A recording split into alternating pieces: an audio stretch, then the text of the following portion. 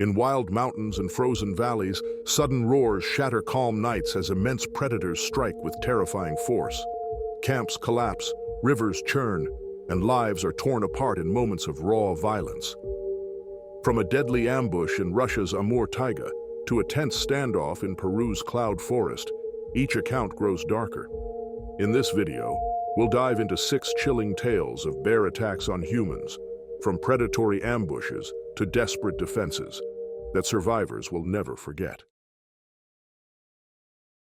On October 3rd, 2025, in the remote Amur region of southeastern Russia, near the border with China, 7 hunters ventured deep into the taiga forest on what was meant to be a routine boar hunt.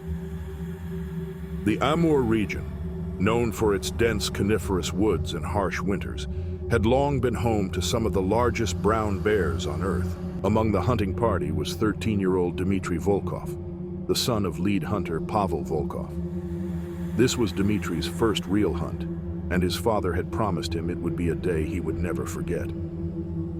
The other hunters included Viktor Antonov, a barrel-chested man in his 50s who had roamed these woods for 3 decades, along with Sergei Medvedev, Alexei Baranov, Nikolai Petrov, and the Sokolov brothers, Oleg and Yuri.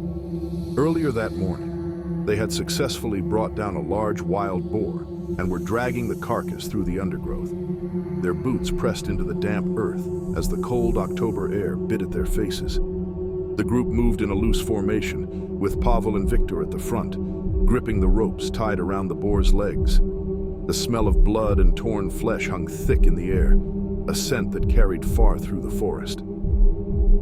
Dmitry walked near the middle of the group, his rifle slung over his shoulder, trying to match the confident stride of the older men. No one noticed the silence that had crept over the woods. The birds had stopped calling. Even the wind seemed to have vanished, as though the forest itself was holding its breath. The attack came without warning. An enormous grizzly, later estimated at more than 800 kilograms, exploded from a thicket of young pines with terrifying speed. It struck Pavel Volkov first, colliding with such momentum that his body was hurled backward into a thick tree trunk. The sound of his spine breaking echoed through the forest like a gunshot. He crumpled to the ground, eyes wide with shock, still conscious but unable to move anything below his neck. Viktor Antonov barely had time to release the rope before the bear spun with shocking agility. One massive paw swept across his chest, claws tearing through his jacket, layers and flesh as if they were nothing. Viktor fell hard, blood pouring from 4 deep gashes that exposed the white of his ribs. He struggled to breathe, producing only a wet, choking sound. Sergei Medvedev raised his rifle and fired, but panic threw off his aim. The bullet splintered a tree several meters to the left. Before he could chamber another round, the grizzly lunged. Its head swung sideways with brutal force, smashing into Sergei's arms and sending his weapon spinning into the brush. The impact shattered both forearm bones, leaving his limb bent at an unnatural angle. He fell to his knees, clutching the ruined arm, too stunned to scream. Alexei Baranov managed to fire twice. One bullet grazed the bear's shoulder, but it barely reacted. The grizzly closed the distance in 3 bounding strides and clamped its jaws around Alexei's shoulder. A piercing wail cut through the forest as the bear shook him violently, bones cracking under the force. When it released him, he collapsed in a heap, his shoulder nearly torn apart, blood pumping from severed arteries. Nikolai Petrov turned to flee, but the bear was faster. It caught him from behind, one paw slamming down on his back with crushing weight. Nikolai went face first into the dirt, and the animal raked its claws across his neck and shoulders. His cries faded into gurgles as blood filled his throat. Dmitry stood frozen in terror, staring at his father's motionless body and the carnage unfolding before him. His young mind could not process what his eyes were seeing. The bear turned next to Oleg Sokolov, who had dropped his rifle and was scrambling backward on his hands and knees. The grizzly caught his leg and dragged him into the brush, his fingernails tearing furrows in the earth as he tried to grab hold of anything. His cries grew distant, then fell silent. Yuri Sokolov, Oleg's brother, finally steadied his aim. and fired. The bullet struck the bear in its hindquarter, and for the first time, the creature roared in pain and fury. Instead of retreating, it charged directly at him. He fired once more, missing completely. The bear rose on its hind legs and crashed down with its full weight, striking Yuri's chest and head. The impact drove him into the ground with such force that his skull fractured against a buried stone. Through all of this, Dmitri remained utterly still behind a fallen log, his hands pressed to his mouth to muffle his ragged breathing. The bear, now covered in blood that was not its own, slowly turned toward Pavel Volkov, who still lay conscious but paralyzed. The massive animal sniffed at him, then bit down once before dropping him. Then, as suddenly as it had appeared, the grizzly turned and lumbered back into the forest, following some invisible path only it could sense. The entire attack had lasted less than 2 minutes. Dmitri waited 5 more before daring to move, his body shaking uncontrollably.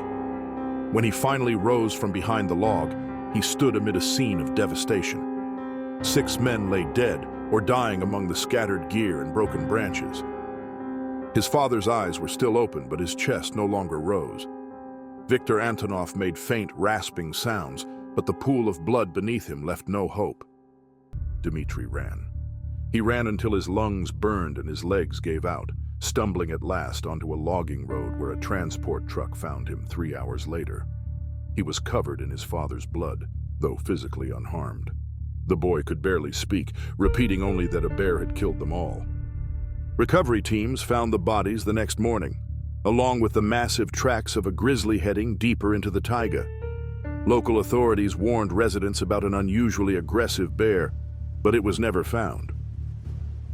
Dmitri Volkov survived to tell the story, but part of him, the innocent 13-year-old who had set out for his first hunt that day, was lost forever in those woods on October 3rd, 2025. In less time than it takes to boil water. In the autumn of 2024, a remote mountain range in Washington state drew thousands of hikers seeking solitude among its jagged peaks and dense evergreen forests. The region, located in the northwestern corner of the United States, was known for unpredictable weather and a thriving black bear population.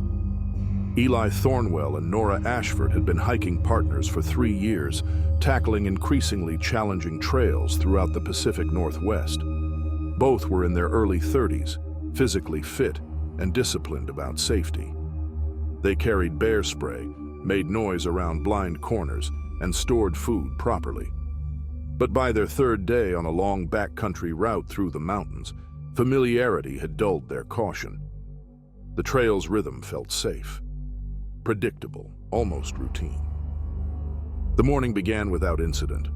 They broke camp at dawn, filtered water from a nearby stream, and started their descent through a narrow valley where Douglas firs grew so thick that sunlight rarely reached the forest floor. The air was cool, carrying the scent of wet bark and moss. A creek ran beside the trail, its gurgling water masking the sounds of the forest. Neither of them noticed that they had unknowingly entered a natural corridor between a black bear sow and her cub, until it was too late. The cub, likely about 6 months old and weighing no more than 30 kilograms, had been foraging near the creek when it spotted the 2 hikers. It made a distressed bleating call that echoed through the trees. Before Eli could even turn toward the noise, the mother bear burst from a thicket of salmonberry bushes with explosive speed. Despite weighing around 150 kilograms, black bears could accelerate faster than a horse when defending their young. The sow collided with Eli's chest like a charging linebacker, knocking him completely off his feet. His trekking pole flew from his hand as he tumbled sideways into the shallow creek, icy water seeping instantly through his clothes. Before he could even react, the bear was on top of him. Her claws raked across his back and shoulders, and her jaws snapped dangerously close to his neck. Eli tried to curl into a defensive position, shielding his head and neck with his arms, but the bear had other intentions. Clamping down on his jacket, she dragged him downstream through the creek, his body striking submerged rocks and fallen branches. The water deepened in places, and twice his face went under completely. He choked on the mix of blood and freezing water as panic surged through him. Nora, standing 20 meters upstream, could only watch in horror before instinct took over. She began throwing whatever she could grab, pine cones, sticks, even river stones. Most missed, but one struck the bear's shoulder with a heavy thud. The animal paused and turned toward her, lips pulled back to reveal yellowed teeth, ears flattened in rage. That hesitation gave Eli a brief chance to gasp for air, but the bear's attention quickly returned to him. She pinned him face down in the water, one massive paw pressing against the back of his head. Eli's hands clawed at the creek bed, searching for anything to grip, but the slick stones offered no hold. His chest heaved in panic as he involuntarily inhaled water. The crushing weight on his skull felt unbearable, as if the pressure would split his head open. 20 seconds passed, though it felt endless. His vision dimmed, edges turning gray. Then, as abruptly as it had begun, the pressure lifted. The bear released him. Eli's head broke the surface, gasping for air, coughing violently as he struggled to stay upright. Through his blurred vision, he saw the sow retreating up the hillside, her cub following close behind. Within seconds, they vanished into the trees. Nora splashed through the creek to reach him. Eli's entire body trembled uncontrollably, his skin ghostly pale. Long red gashes marked his shoulders and back, blood mingling with the creek water to stain his shredded jacket. His lips were already turning blue from the cold. Nora stripped off her dry fleece and wrapped it around him before activating their emergency beacon. They huddled together on the muddy bank, waiting. Eli's teeth chattered so violently he could barely form words. 90 minutes passed before rescue teams arrived, rangers who found Eli conscious but barely responsive, shivering and incoherent. Nora had kept him alive through constant movement and quiet reassurance. Later, rescuers confirmed that black bear attacks on humans were exceedingly rare and almost always defensive rather than predatory. The sow had likely interpreted the hikers as a threat to her cub and reacted on instinct. The fact that she had stopped and withdrawn once she believed the danger was over suggested that the encounter could have been far worse. Bears intent on killing rarely showed such restraint. Eli spent 2 nights in a regional hospital recovering from hypothermia, deep lacerations and bruising across nearly half his body. The wounds required extensive cleaning, but no surgery. Physically, he healed within weeks. The mental recovery took longer. Months after the attack, sleep still brought flashbacks. In his dreams, he was always face down in that creek again. Lungs burning, water filling his mouth, the crushing weight on his head forcing him down. No matter how hard he tried, he could never lift his face above the surface. He always woke gasping, heart hammering, the phantom chill of mountain water clinging to his skin. For Nora, the memory of those minutes never faded either. She often replayed the sound of the bear's charge, the snap of branches, the thud of impact, Eli's desperate struggle in the water. Yet she also knew how close they had come to not surviving at all. The bear could have continued the assault. It hadn't. Wildlife officials later reminded hikers that the best defense against bear encounters was vigilance, making noise, staying alert, and recognizing warning signs early. In the wilderness, even experienced adventurers could make one small mistake that turned routine calm into chaos. Eli eventually returned to the outdoors, though cautiously. When he finally set foot on another forest trail months later, the sound of running water still made his pulse quicken. The mountains that once symbolized peace now carried a shadow, a memory of survival born in the cold current of a mountain creek under the gaze of a mother protecting her young. In July 2025, a remote island off Alaska's southern coast stood as one of the last true wilderness regions in North America. Roughly 160 kilometers long and home to one of the largest brown bear subspecies on Earth, it attracted wildlife photographers from around the world during salmon spawning season. Ryan Hayes, a 37-year-old wildlife photographer from Oregon, had spent 6 seasons photographing bears across the continent.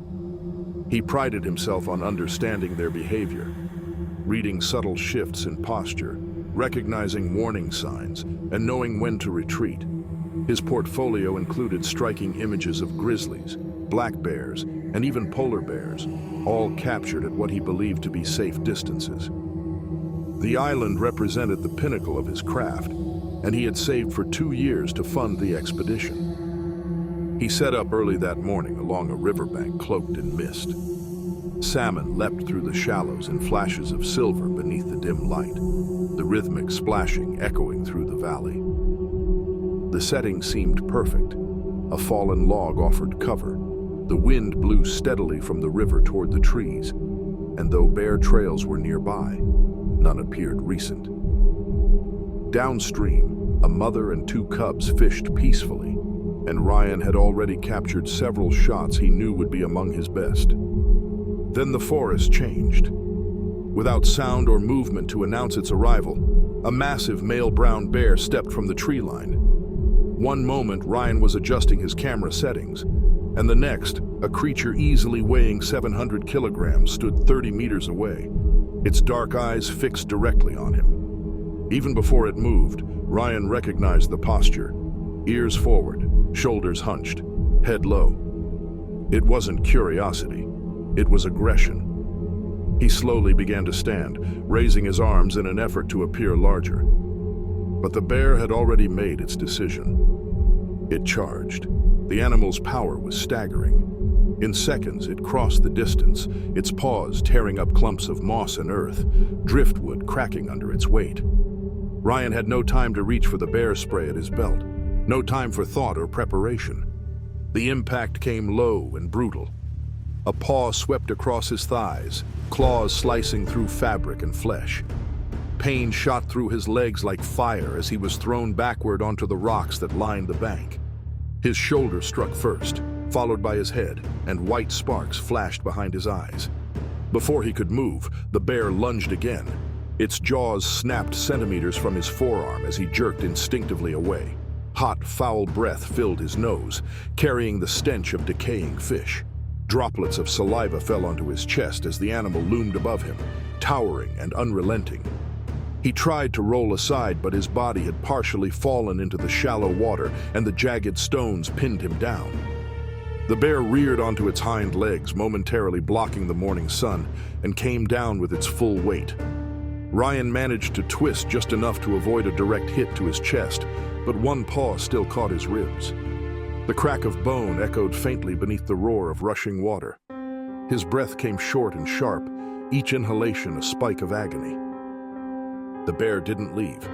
It pawed at him repeatedly, testing, prodding, massive claws scraping across his jacket and pack.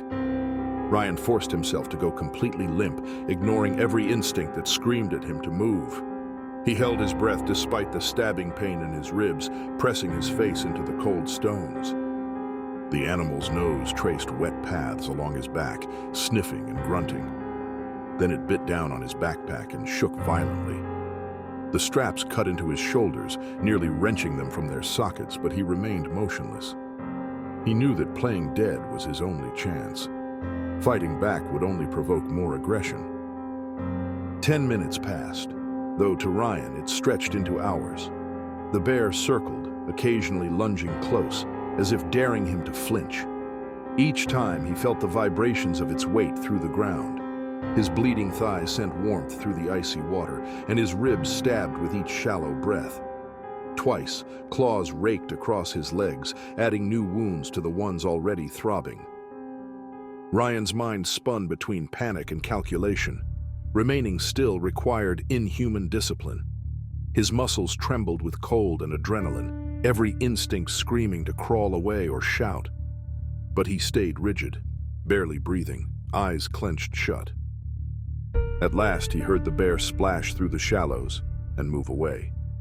The sound of its heavy steps faded downstream. Ryan waited, frozen in place, counting slow, uneven breaths.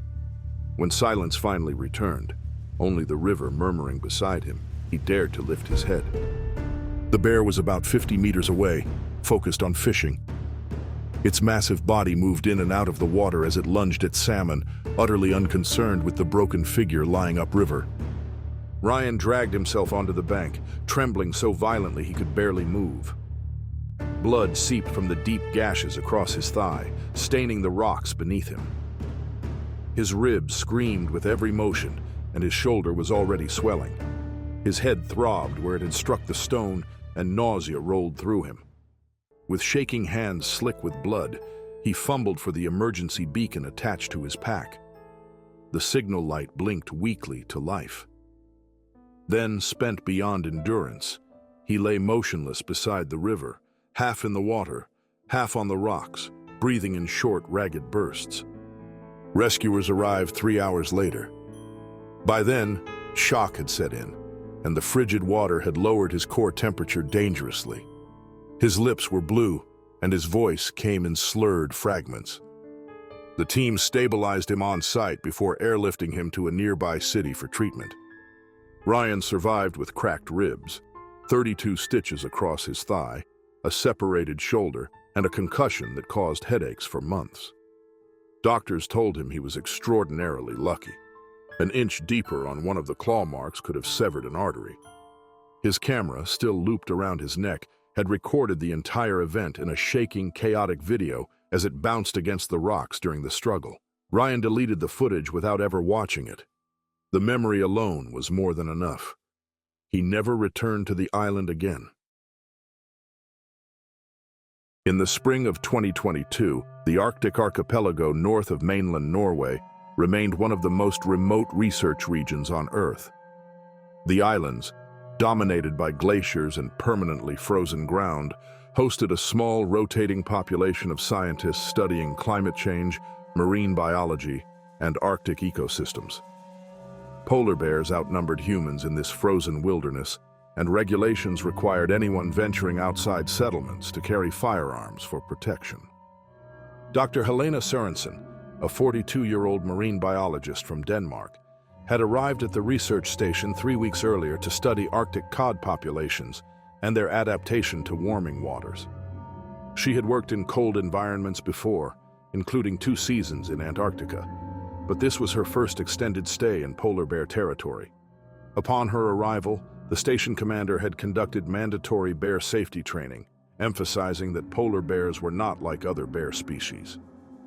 They showed no fear of humans and could actively pursue them if desperate for food.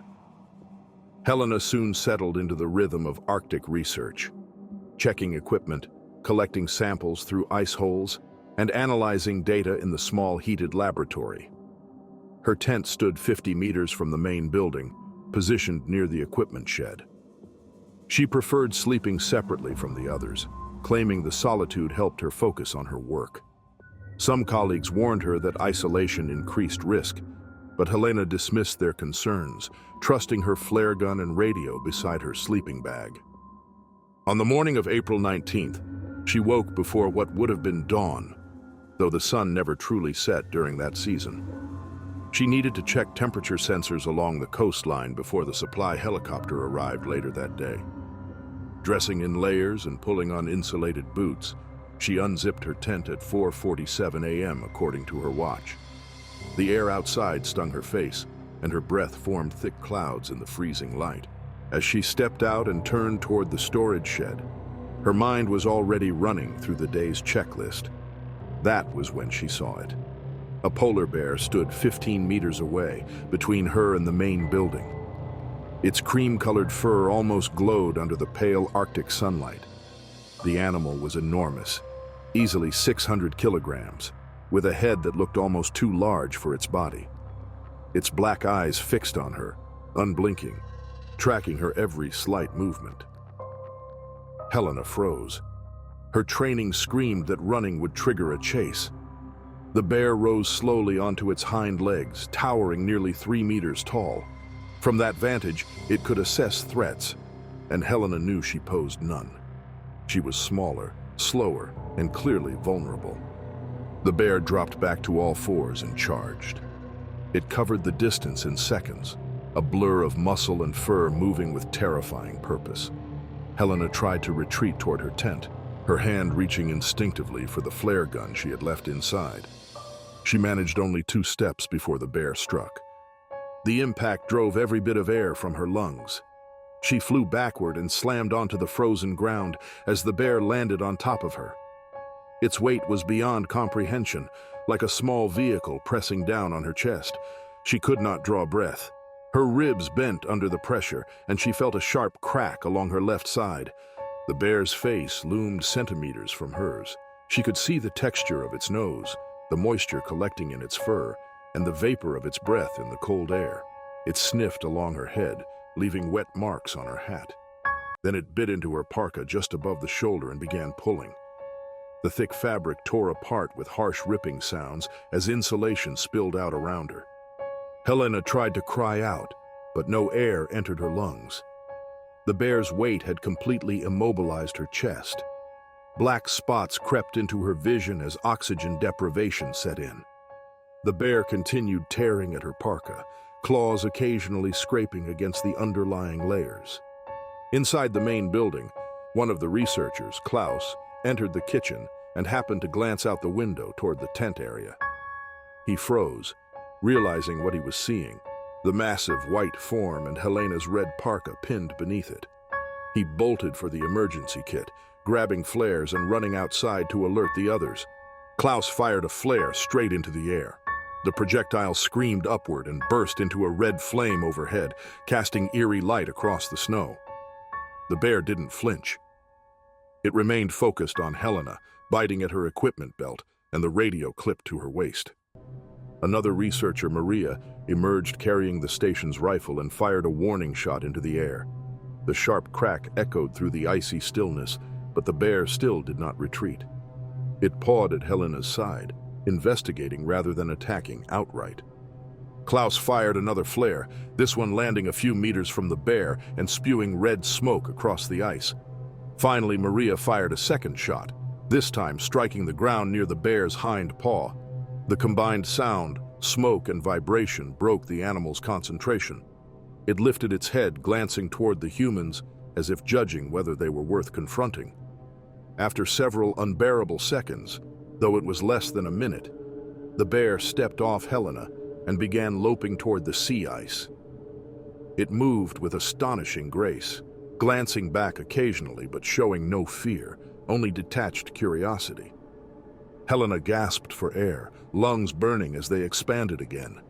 Pain flared through her side where ribs had cracked. Klaus and Maria reached her within moments, dragging her toward the main building even though the bear was already gone beyond a ridge of ice. Inside, they removed her shredded parka and found deep scratches across her shoulder and back where the claws had penetrated multiple layers. Bruising was spreading fast, purple and red marks forming across her ribs. The station medic confirmed 2 cracked ribs and treated her for early frostbite on her fingers and toes from lying motionless on the ice. That afternoon, the supply helicopter evacuated her to a mainland hospital. Doctors confirmed her injuries, cracked ribs, bruising, and frostbite, but said she had been remarkably fortunate. Polar bear attacks almost never ended in survival, as the animals were among the few predators known to actively stalk humans. The fact that this one had been curious rather than predatory likely saved her life. Helena recovered physically within 2 months, but she never returned to Arctic fieldwork. She later transferred to temperate research stations and avoided any projects involving large predators. When colleagues asked about her scars, she explained what had happened in factual, detached terms, but she never spoke of the moments that still haunted her. The crushing weight that made breathing impossible, the warmth of the bear's breath against her frozen face, and the absolute certainty that she would die beneath the unblinking sun of the Arctic morning. In the summer of 2019, the rugged mountains of western Montana contain some of the most treacherous hiking terrain in the continental United States.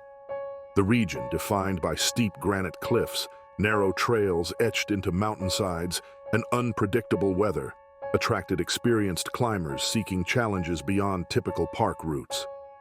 Grizzly bears had made a strong comeback after decades of conservation, and these powerful predators, often weighing between 300 and 450 kilograms, had learned that mountain trails sometimes offered easy access to human food. Encounters had become more frequent, especially on narrow ledges where neither bears nor hikers had space to retreat. Jackson Kimball and his longtime friend Marcus Wendell had spent months planning their descent down one particularly dangerous cliffside trail. Both men, seasoned outdoorsmen in their mid-40s, had hiked together since college. The route dropped nearly 500 meters over 3 kilometers, with sections so tight that a single misstep could mean disaster. To their right, the mountain rose almost vertically. To their left, sheer empty air and a fatal drop. They carried only the essentials to keep their packs light, each with bear spray clipped to their belts. The morning began without incident. They started from the ridgetop at dawn, taking their time on the more technical stretches and stopping occasionally to admire the breathtaking view. Alpine meadows sloping down to dense pine forests and distant snow-capped peaks glowing under the July sun. As they descended, the trail narrowed until it was scarcely 60 centimeters wide, barely enough for a pair of boots. The stone wall pressed against their right shoulders, while the open void yawned to their left, dropping more than 200 meters to the rocks below. Jackson led, moving carefully, his hand brushing the granite wall for balance. Marcus followed 3 meters behind, mimicking his friend's deliberate pace.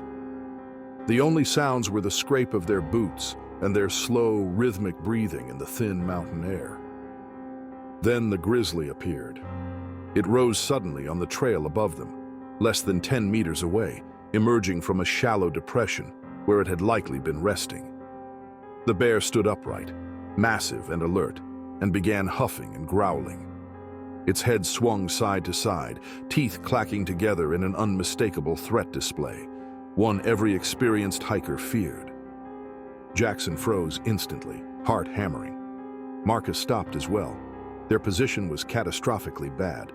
The trail offered no room to maneuver, no way forward, no way back. Any sudden movement could send them over the edge or provoke an immediate attack. The bear now controlled the only safe direction of travel. The grizzly advanced several steps, closing the gap to barely 6 meters.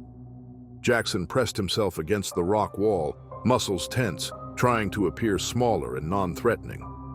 The bear swiped the air with one paw, claws extending like hooked knives. On such a narrow ledge, even a glancing blow would be fatal. Behind him, Marcus inched a hand toward his bear spray, but the subtle motion drew the bear's attention. It huffed louder and stepped closer, its bulk blocking the trail completely.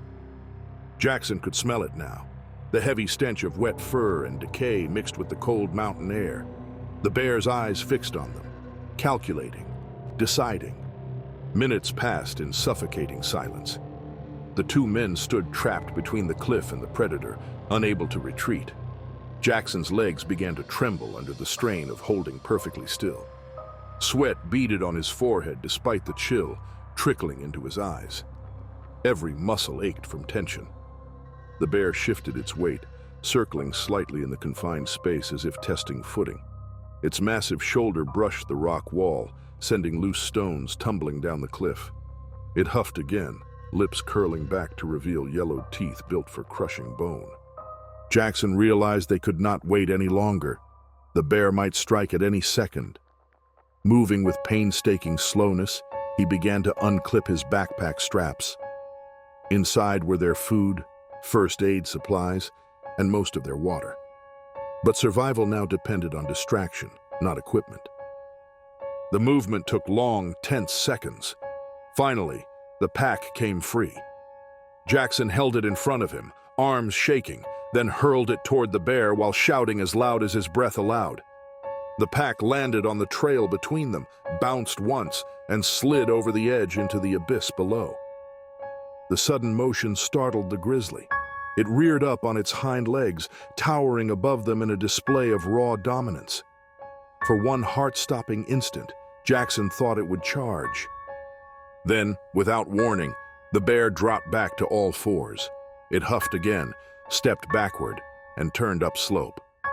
With astonishing agility for its size, it climbed off the trail and scaled the rock face, claws digging into cracks and ledges. Within seconds, it had vanished over the ridge. For nearly a full minute, neither man moved. They remained pressed against the rock wall, their breathing ragged, ears ringing with adrenaline. When it was clear the bear was gone, Marcus finally exhaled and urged that they keep moving before it changed its mind. Their descent resumed with agonizing care. Both stayed close to the wall, moving faster than safety allowed once the path widened. The silence between them felt heavier than the mountain itself. When they finally reached the valley floor 2 hours later, both men collapsed onto flat ground, overwhelmed by relief.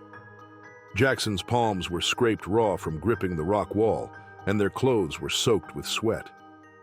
They had lost most of their gear with the fallen pack, including food and medical supplies. But the loss felt meaningless compared to what could have happened. The 15 minutes they had spent trapped on that ledge, staring at a grizzly bear while empty air yawned at their backs, had been the most terrifying quarter hour of their lives. Later, as they rested and replayed the ordeal in exhausted silence, both men came to the same conclusion. No mountain view, no matter how breathtaking, was worth risking another encounter like that. They agreed they would never again hike narrow cliffside trails during bear season, no matter how confident or experienced they felt. In the autumn of 2018, the cloud forests of the Peruvian Andes held some of the most extraordinary biodiversity on Earth. These mist-shrouded slopes supported countless species of plants and animals, from rare orchids to colorful birds and elusive mammals. Among the largest inhabitants was the spectacled bear, South America's only bear species, surviving in small, isolated populations scattered across the mountains. Marisol Rivera, a 34-year-old biologist from Lima, had spent 8 years studying these fragile ecosystems, focusing on the delicate balance that allowed rare orchids to thrive. Her research aimed to document and preserve the region's flora before deforestation and climate change erased them. Much of her work required solitude, long treks through steep mountain paths, and patience in an environment where weather and wildlife demanded constant vigilance. That afternoon, she followed a barely visible trail deep within the forest. It was less a path than a faint suggestion of one, winding between moss-covered trunks and tangled roots. The air was cool and wet, heavy with the scent of soil and orchids. Every surface glistened with moisture, and mist filtered the light into pale green shades. The ground was slick and uneven, and the dense canopy above limited visibility to only a few meters.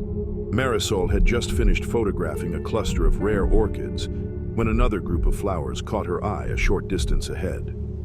Concentrating on the delicate shapes, she stepped carefully toward them, her camera raised, boots testing each patch of ground. Then the forest erupted in sudden movement. A male spectacled bear dropped from a fig tree directly ahead, descending with surprising speed and force. It had been feeding in the upper branches and had likely been startled by Marisol's quiet approach. The bear landed on all fours with a heavy thud barely 5 meters away, instantly blocking the narrow path. It was large, perhaps 180 kilograms, with the pale facial markings that gave the species its name. Marisol froze. She lowered her camera slowly, avoiding sudden gestures or direct eye contact. But before she could take even a single step back, the bear lunged forward. Its paw struck her jacket, tearing through the waterproof fabric as though it were paper. A sharp burn shot through her left forearm as the claws raked skin beneath, leaving a long, shallow but bloody gash from elbow to wrist. The impact spun her sideways, and she stumbled off the trail, crashing into the undergrowth behind a moss-covered boulder. Her camera vanished into the ferns. Heart pounding, Marisol pressed herself against the cold rock and pulled her injured arm close. Blood soaked through her sleeve, but the cut was not deep enough to hit an artery. She could still move her fingers, painfully, but with control. The realization brought a flicker of calm amid panic. The bear did not immediately follow. It paced where she had stood, huffing and snapping its jaws. The sound echoed through the mist, harsh and guttural. It pawed at the ground, tearing clumps of moss, and occasionally reared halfway onto its hind legs to test the air. Marisol crouched low, willing herself to be silent. Her breathing came in quick bursts, but she tried to slow it, whispering an old phrase her grandmother had taught her to steady her nerves. Each second felt endless. The bear began circling the boulder. When it came around the side, Marisol found herself staring directly into its face from barely 2 meters away. The cream markings around its eyes gave it an almost gentle look, an illusion broken by the flash of teeth visible in its half-open mouth. She held completely still as it sniffed toward her. Its claws scraped across the rock, leaving white marks in the moss. The sound made every muscle in her body tense. Those same claws had sliced through her jacket effortlessly. She had no illusions about her chances if it attacked again. Minutes dragged by. The bear moved away slightly, then circled back, snorting and exhaling loudly. Marisol's legs trembled, and her arm throbbed in rhythm with her heartbeat. She could feel blood dripping from her fingertips, the dampness spreading through her sleeve. Finally, after nearly 20 minutes, the bear seemed to lose interest. A faint noise deeper in the forest, perhaps water running or another animal, caught its attention. It huffed one last time, turned toward the fig tree, and climbed. Within moments, its dark form vanished into the canopy, the branches swaying as it disappeared into mist. Marisol waited, frozen, listening for any sign of return. 10 long minutes passed before she dared to move. When she finally stood, her legs nearly gave way from stiffness and adrenaline. Her left arm was bleeding steadily, though not dangerously. The gash stretched about 15 centimeters along her forearm. She retrieved her first aid kit from her pack, cleaning the wound with trembling hands and wrapping it tightly in gauze. The shaking made it difficult to tie, but the bandage held. The return hike to the research station took 2 grueling hours. Every sound, a bird call, a rustling leaf, made her stop and scan the shadows. The forest that once inspired fascination now felt watchful and alive in a way she had never experienced. Her arm ached steadily, and by the time she reached the clearing, the bandage had soaked through.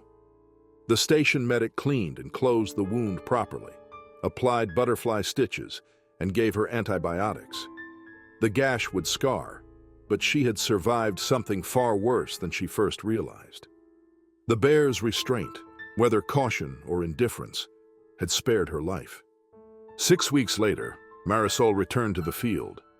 The forest seemed unchanged, but she no longer worked alone in bear territory. Those 20 minutes crouched behind a boulder, listening to heavy breathing and claws scraping stone, had taught her a deeper respect for the wilderness, reminding her that beauty and danger often coexist in the same quiet places.